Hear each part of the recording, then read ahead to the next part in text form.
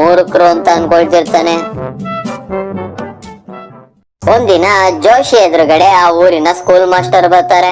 ಜೋಶಿ ಅವನನ್ನ ತಡೆದು, ಏನಡ ನೀನೇನು ಈ ಸ್ಕೂಲಿನ ಮಾಸ್ಟ್ರು? ನೀನೇ ಓದಿಲ್ಲ, ಇನ್ನ ಮಕ್ಳುಗಳಿಗೆ ಏನ್ ಓದಿಸ್ತೀಯ ನೀನು? ನಿಮ್ಮಂತ ಟೀಚರ್ಗಳಿಂದಲೇ ನಮ್ ದೇಶದ ಈ ಪರಿಸ್ಥಿತಿ.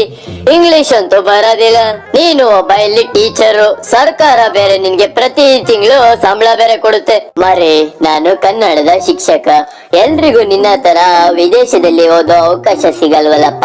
ಅದು ಅಲ್ದೆ ಆಂಗ್ಲ ಭಾಷೆ ಗೊತ್ತಿರೋರ್ ಮಾತ್ರ ಓದಿರ್ತಾನೆ ಅಂತ ಏನಿಲ್ವಲ್ಲ. ಪ್ರಪಂಚದಲ್ಲಿ ತುಂಬಾ ದೇಶಗಳಲ್ಲಿ ಅವರ ಮಾತೃಭಾಷೆಯಲ್ಲೇ ಓದಿಸಲಾಗುತ್ತೆ ಮಗು. ಅವ್ರೇನು ಸಾಧಿಸಿಲ್ವಾ? ಓದೋದ್ರಿಂದ ಏನ್ ಪ್ರಯೋಜನ? ಅಹಂಕಾರ ಇರಬಾರ್ದು ಮರಿ. ವಿದ್ಯೆಕ್ಕಿಂತ ಸಭ್ಯತೆಯಿಂದ ವರ್ತಿಸೋದು ತುಂಬಾ ಮುಖ್ಯ, ನೆನ್ಪಲ್ಲಿಡ್ಕೋ. ನಮ್ಮೂರವ್ರ ಹತ್ರ ಏನಿದೆಯೋ ಇಲ್ವೋ ನನಗ್ ಗೊತ್ತಿಲ್ಲ, ಆದ್ರೆ ಸ್ವಾಭಿಮಾನ ತುಂಬಾನೇ ಇದೆ. ಇದ್ದಂಗೆ ಹೇಳಿದ್ನಪ್ಪ, ಇಷ್ಟೊಂದು ಬಿಪ್ಪೆ ಕ್ರೈಸ್ ಮಾಡ್ಕೊತ್ಯಾ? ಹೋಗಲು ಹೋಗು. ಜೋಶಿ ಕೆಲವು ವರ್ಷಗಳ ಕಾಲ ಕಷ್ಟಪಟ್ಟು ಅವನದೇ ಆದ ಒಂದು ವಿಮಾನ ತಯಾರಿಸ್ತಾನೆ.